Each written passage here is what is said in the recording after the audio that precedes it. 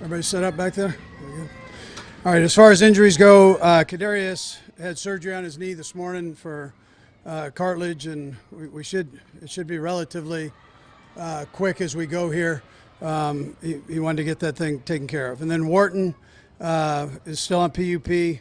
Isaiah Moore had a little knee inflammation, but did some stuff this morning. A shout out to LeBron and Junior, just that he's okay as we go here. I mean, that's a tough deal that he's going through right now. On the football side, it was good work today. The guys, they're challenging each other. We were able to put the shells on today, and then the practice kicked up to 1 hour and 55 minutes. So we're continuing to ramp up here. We'll take a little step back once we get into pads on Friday. But for these next, today and tomorrow, it'll be that 1 hour and 55-minute practice with shells. So, but I like the tempo. I like the challenge that the guys are doing. You're getting a good offensive play, good defensive play, offensive play, defensive play. And so they're busting their tail with each other and still taking care of business. All right, well, that time's yours. Andy, what do you think is a reasonable timetable for Tony to get him back out here? No, I mean, there's a chance. There's a chance for the first game, but we'll see. We'll just have to see how the recovery goes with him. But, I mean, he's bound and determined he's going to be there for the first game. We'll see how it goes. Does this change your thought on using him on special teams at all? Now let's see how he does. Let's see how the rehab part goes, and if you have to have a surgery, I think we caught it at a good time. It looked like it was good when they were in there, all of that. So as long as the recovery goes well, I'm pulling for him there, in a positive way. So. Coach, you guys have big plans for him on offense heading into the year. How much can this really change, just considering you had your scheming down and such as you go? Or is that? Yeah, listen, I look at it the other. I go, I'm glad they caught it, that it happened this early where he can get himself back. I mean, we've got a lot of time still left. He's a smart kid, so he picks his stuff up fairly easy. I don't think he's going to have a tough time getting back in. It's just getting back into football shape, yeah. Coach, just to clarify on some timeline stuff, did he have a surgery in the offseason as well? No. He was it the year before, when he was with the Giants, right. Yeah. Okay, and then with him, once you get back out here, how hard, you deal with this all the time with players, how hard is it to keep them from trying to push it too hard, to get back too soon, Yeah. things like game one and all that? Yeah, Rick will take care of the tempo on that, so he and his people there do a good job with that. Is this something that potentially? I don't think so. I don't think so. I think getting it done now is a good thing, as opposed to it lingering and then getting worse and worse. And I'm glad he got it knocked out and done. Yeah. Second question, just on Patrick in general, but new tackles this year, obviously a bunch of new receivers last year, and some new this year. How much do you just rely on them to sort of ingrain new guys like you do coming into the offense? Yeah. So the urgency picked up a little bit today with the shells on, and they'll pick up another notch with the pads on, and it looked like they picked it up a little bit today, and as long as they can do that and hang with the scheme that are taking place, I think they're going to be okay. I mean, they've been good players in the past, and they've got good tape, and so I think they're going to be okay. But they got to push through. There's a certain level that we expect them to be at. Coach, one more thing with Tony. What specifically happened on that play? Did you sense it? Yeah, really. I mean, it was part of his meniscus tore. So, that's Just the way he turned? yeah, the way he turned. And, he might have had a little something in there anyways, and it just, it caught a little bit more. So, you take care of those things, get them knocked out. Coach Pacheco had 3 snaps, 7 on 7 today. Fair to say he's on schedule. How eager is he to get going? Yeah, he's one you got to really watch, right? That guy, but he's doing good. He's 100 miles an hour on everything. You got to tell him in walkthroughs. It's not full speed. He's one of those guys. So it's good that he got a couple plays in. Andy, what's been the key with McKinnon becoming who he's become after all he's been through, and Yeah. what's he still do for you guys this way? Yeah, well, he's smart. He's a quarterback, a legitimate quarterback in college, and on a good team, and then he got in the league, and he had some productive years. Injuries got him there for a bit, and we were lucky enough to get him here, and he's just he's solid. He's somebody that you trust, and everything he does, all phases of the game. So, including special teams, he can do everything. And at his age, at that position, Yeah, you don't. Yeah, he's a dinosaur. I mean, when you're 9-10 years into that running back position that has a lifespan of 3 years, if you're lucky. I mean, it's a tribute to him and the way he takes care of himself. With Pacheco, one thing last year, he had the best stop rate in the league as far as getting stopped within a few yards. It was a better rate than Kareem had in offense too. What gives him that trait? Because he seems to find yards and fall forward every time. Yeah, and he can continue to work on that. He'll get better with that, just getting his pad level down. But he's got great feet and good vision, and then he runs extremely hard, and it's not the flashiest thing you've seen. It's so productive though, and that effort, and you see it everywhere. You see it in practice. You see it everywhere. He keeps that same speed. Coach, I have a chance to talk to Dave about special teams later, but you guys are working on kickoffs and stuff. What have you kind of guessed what's going to happen now that you've been on the practice field a little bit with the kickoff return? Yeah, we'll see. We have some competition back there. We'll just see how it goes. I don't want to slight anybody out of it because they're still competing, but we'll see. It's got a lot of guys that can do it. On the rules stuff, Oh. what you've looked at on how many people are just going to fair catch it. I mean, I know we're not to a game yet to kind of figure Yeah, we'll see. We'll just kind of play that through the preseason game, see how things go. All right. Thank you. All right, good. Yep. All right.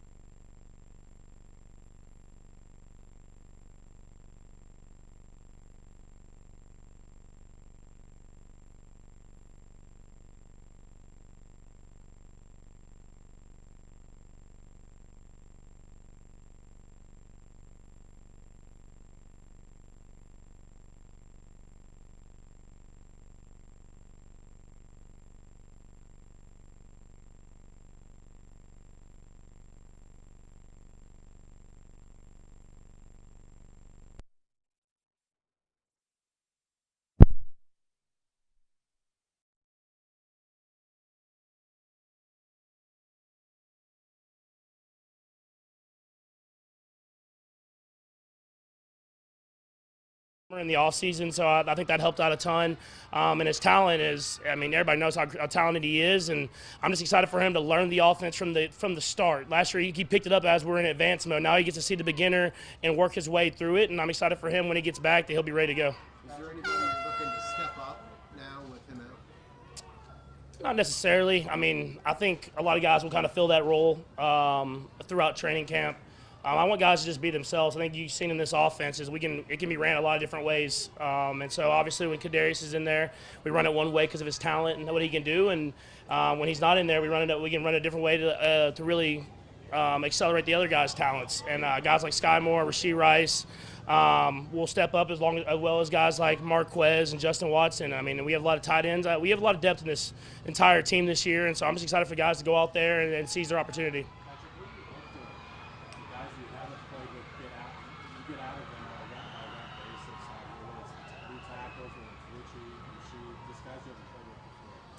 Yeah, I like to test guys because I feel like now I have a good sense of the offense, obviously. So I like to try to do stuff to see how guys react. I mean, that's using a lot of different cadences throughout practice and see if the offensive line will sit in there with the new guys and be off the ball at the right time, or if that's with the receivers. I know there's one down in the red zone today with Justin Ross where I try to throw him the fade ball, and that's not something that he necessarily is taught to do, but it's something that it's the next step. And so let's try it out here. If he messes up and he doesn't do it the next time, then whenever we get to the game days, he'll do it right and score a touchdown. And so it's just stuff like that. It's just testing guys, doing that stuff that maybe not as talked about in the meeting room, but it's stuff that we do throughout our offense. And this is where you get to test it out. And Coach Reid gives me the freedom to do that. I feel like having a bunch of new guys last year sort of helps you learn. Must have talked too loud. Like on a hill, you mean to hold the foot there? I can do that. It's like a bad table at a restaurant, right? I think the malt box might be working again now, but I don't know. What a world.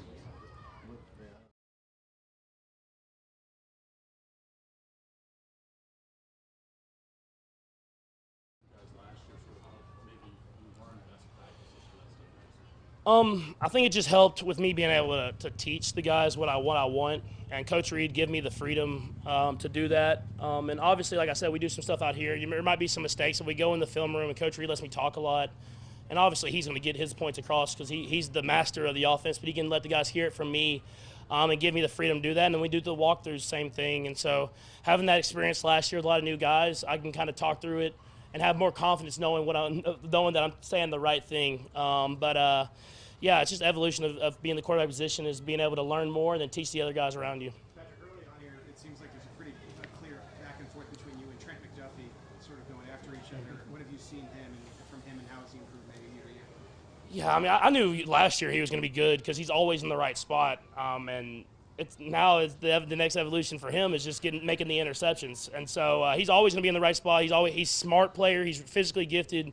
He does a lot of great things, and I talked to him and Snead and all those guys a lot. I said, especially out here, I'm going to test you. I'm going to try to see if I can get those throws in. And I think you saw yesterday I got one in, and then today he got his hands on one and almost had an interception. So today's where you get to learn, where you test each other and try to see how you can improve together. And some days that's me making throws. Some days that's them making plays. But luckily I have Coach Reid and Coach Nagy and all these guys that want me to push the limit to an extent and still go out there and have success. Last two, we'll go Nate and Bob. Patrick, I know the Pats haven't come on yet, but just what are you hoping to see on Friday? And what are your thoughts on Drew Tranquil, seeing him in this environment in training camp? Yeah, as far as the pads, I mean, you just want to see that next step both sides of the ball. I mean, you want to see, especially with the offensive line, I mean, two new guys on the edges, how we can do in the run game, what we can get away with if we're pulling guys or if we're zone blocking, whatever that is, you want to see where you can be at. And there's times, especially in training camp, where I'll leave the run on and just see if we can just run it. Like maybe not the right box that we're looking for, but let's see if the guys can make it happen anyways. So definitely that with the pads. And then with Drew, I mean, he's just a smart player. I mean, I hated playing against him because he's one of those linebackers that's like calling out what you're saying at the line of scrimmage because he studies that much. And so I've already had to make up like all brand new code words because I can hear him on the other side. So he's a smart player. He's gifted. I mean, he's really good at covering as well as being in the right spot in the run game. And so I think it's just – I mean, that linebacker room, if you look at it, man, top to bottom, it's great players. And so I'm excited for that room to really take that next step because we got a lot of great players in that room. I think it'd be one of the best groups in the league. Last one, Bob. Patrick, we're speaking to Jerick here shortly, and I wonder if you have an appreciation of the arc of his career and what it's taken for him to keep doing it at this age, still be so dynamic after things he's been through.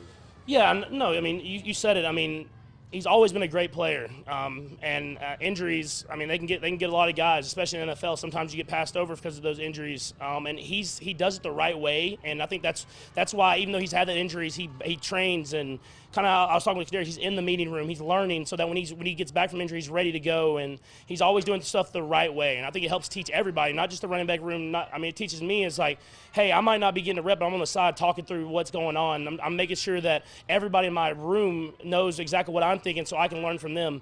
And so that's the type of players you need on this team. And I've always said it. It's like when he's back there, I don't have to say he might call the protection for me because that's how well he knows the offense.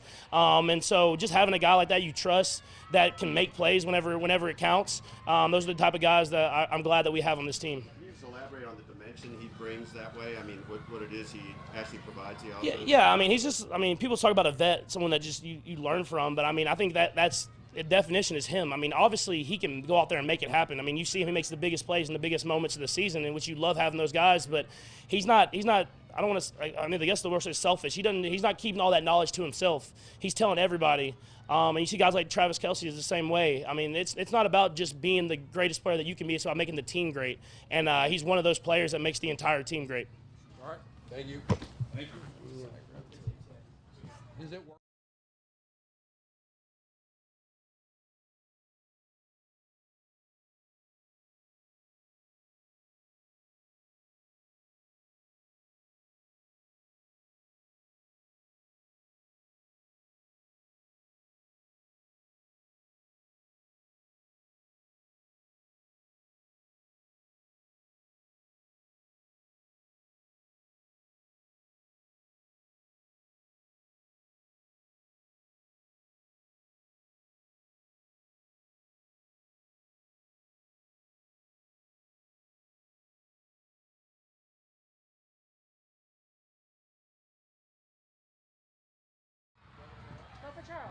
What's good, y'all? Hey, Charles. What's up?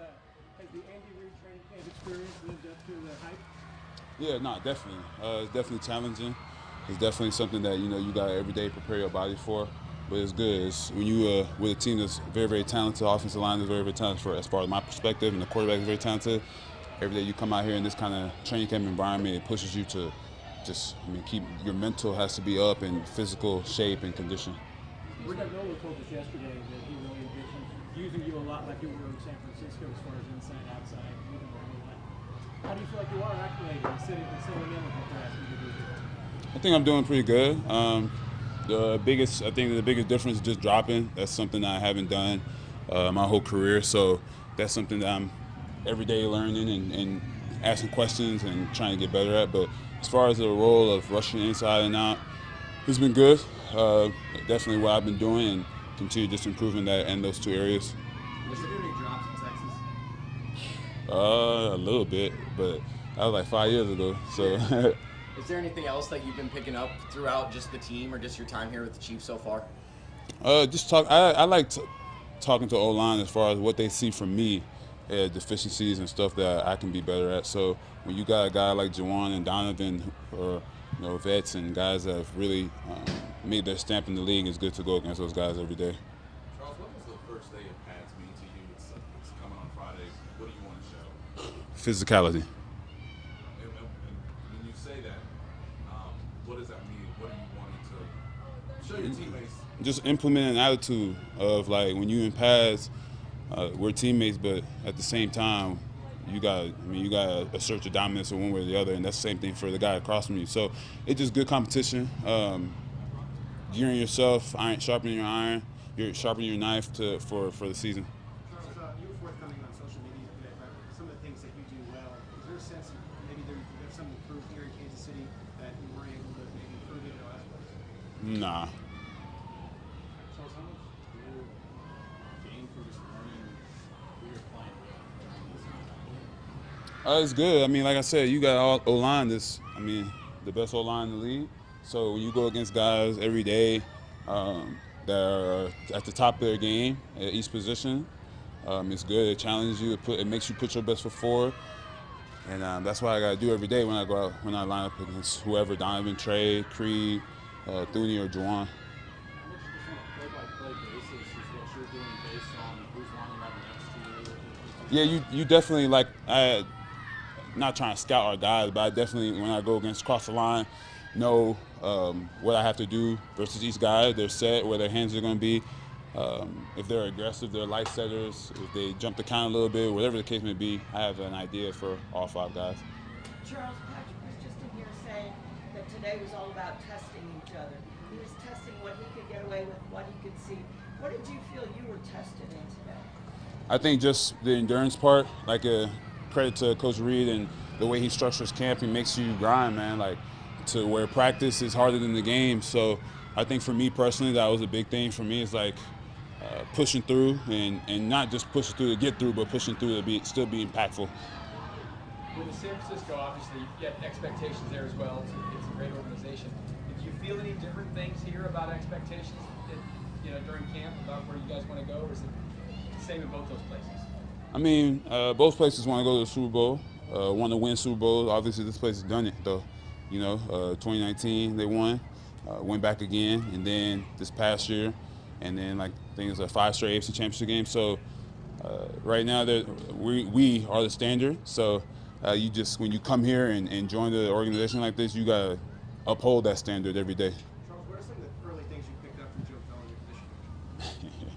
your position? Joe, I like Joe. Joe's a good dude, bro. And the thing that I just picked up is about just pushing myself. Never feeling like you've arrived, and he always makes that a point that nobody's arrived, no matter what, no matter how you got here. Nobody's ever arrived, so you got to just keep every day. You got to be on your toes. Without Chris Jones and Frank Clark's obviously gone, stuff like that too, there's not a lot of veteran leadership on the D-line. So who are you guys looking to lead the D-line right now? And do you feel any, maybe not pressure, but do you feel like as one of the veteran guys, you have to step into that role a little bit during camp too? I mean, I think we got guys who definitely are guys that have been in the league. I mean, you've been in the league 4 or 5 years, you're a vet. So you got Derek in there as well, Dane Shelton. So, I mean, I don't think there's a lack of. I think, obviously, Chris is a huge piece, and he's a guy that has done it here his whole career. But you got guys in the room that are also leaders. And as far as for me, I'm new, but, I mean, it's my 5th year in the league, so I feel like I can share some knowledge to the guys. But I feel like everybody just plays their role as picking each other up. It's a unit, so that's what we do for each other. If I'm not mistaken, when you were in San Francisco, they trained at the facility, right? Yes. So you didn't have the crowds and all this, Mm-mm. dorm life. Mm-mm. How is that different? Is this easier, better, more fun, worse? I mean, like I said, it's what the organization feels like is best, so you roll with it. In San Fran, we went to a hotel. We weren't at a dorm, but the hotel was like 2 minutes away from the stadium, so it wasn't really that much of a hike. But this is cool. It's a cool experience. Charles, it looked like you had a team run period today. Can you speak to the benefit of that from a mental standpoint, even though the pads aren't on yet? I think it's just gearing yourself up. Obviously, with the pads, to me, it's a lot different. But you're just gearing yourself up. For me, it's a mental thing, understanding what blocks I could get, understanding the formations that I'm going to get, and playing fast. Thanks, everybody. Thanks, Charles. Appreciate y'all.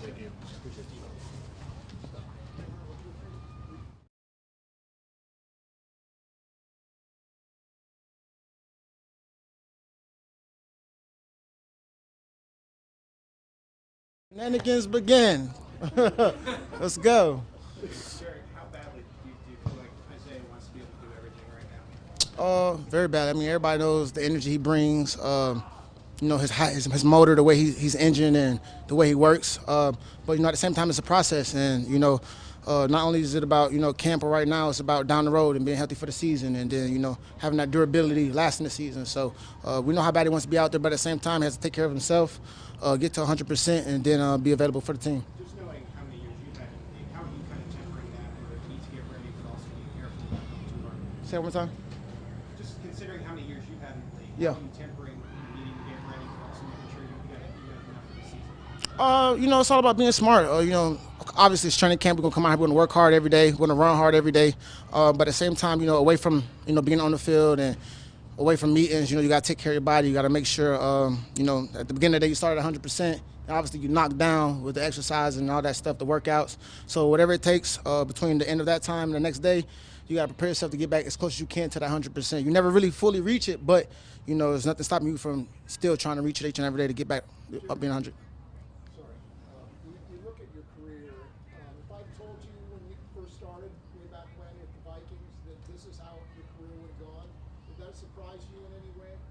As far as what? What's that? As far as what exactly? Just in general? Yeah. Maybe the injuries, yeah. But as far as just lasting and making it this point in my career, nah, it's something that I set out for myself. I work hard to get to this point, stay at this point. So as far as that aspect, no. But in the terms of other things, yes. Jerick, given the way the league is operating right now, Yeah. you've had multiple contracts, you've played in multiple teams. From your perspective, what is interesting right now to you about how the running back market is going in the league? And I guess what is most frustrating, given you've been obviously in those negotiations as a running back? It's very tough. The running back position is a lot of demand on that position. As far as running the ball in between tackles, taking that beating. Nowadays, basically turning into a receiver out the backfield, pass blocking, no protections. So definitely in that aspect, the position has along the way been devalued because it's such a passing league. When you step back and look at it, it's definitely something that should be more valued than what it is.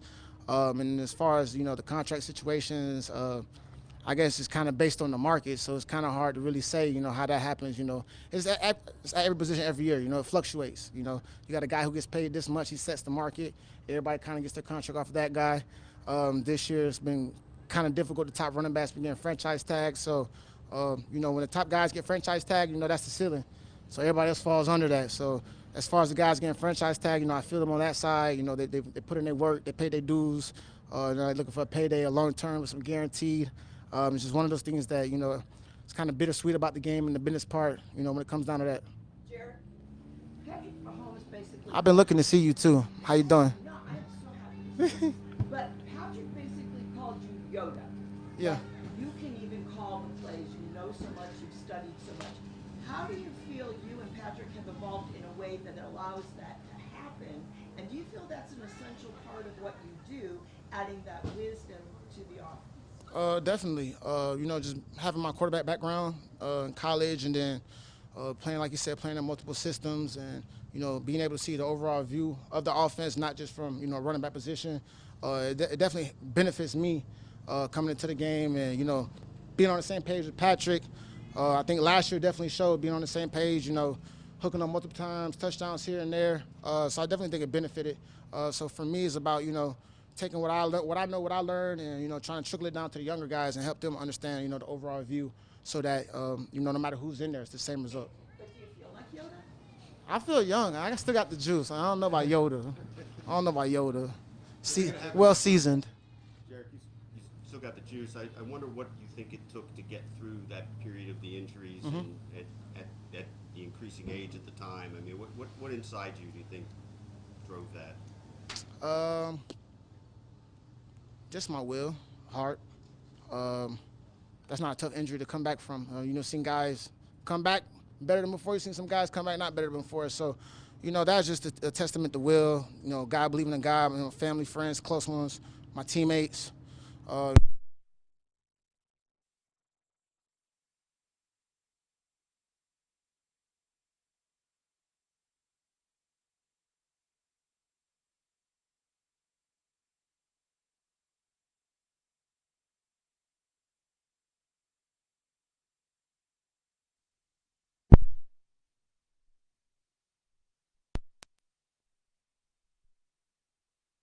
Sometimes he stops the whole practice just to get, what he wants, what he's envisioning, across into the receivers. It's the same way in meeting, same way in walkthrough. So he definitely has that freedom, control within the offense, and then, just his leadership. Everybody knows how big that is when he's out there, his presence and stuff like that. What kind of thing would prompt him? What kind of things does he say? I imagine it's not just like what he told you. It's more of how he expects to want things to be done. So more of communication, so there's no miscommunication. Everybody knows when there's miscommunication, nothing good happens from that. So it's just about being outspoken, make sure everybody's on the same page, and come out here and executing. Charles was talking about being excited for the pads to come on and the physicality, things like that. As a running back, are you as excited for the pads to come on, or? Yeah, that's what it's about. We're gonna run the ball. I don't know if y'all been seeing the last couple of days. We probably only had like 4 runs. So the pass coming on means we're gonna get to touch the ball a little bit more.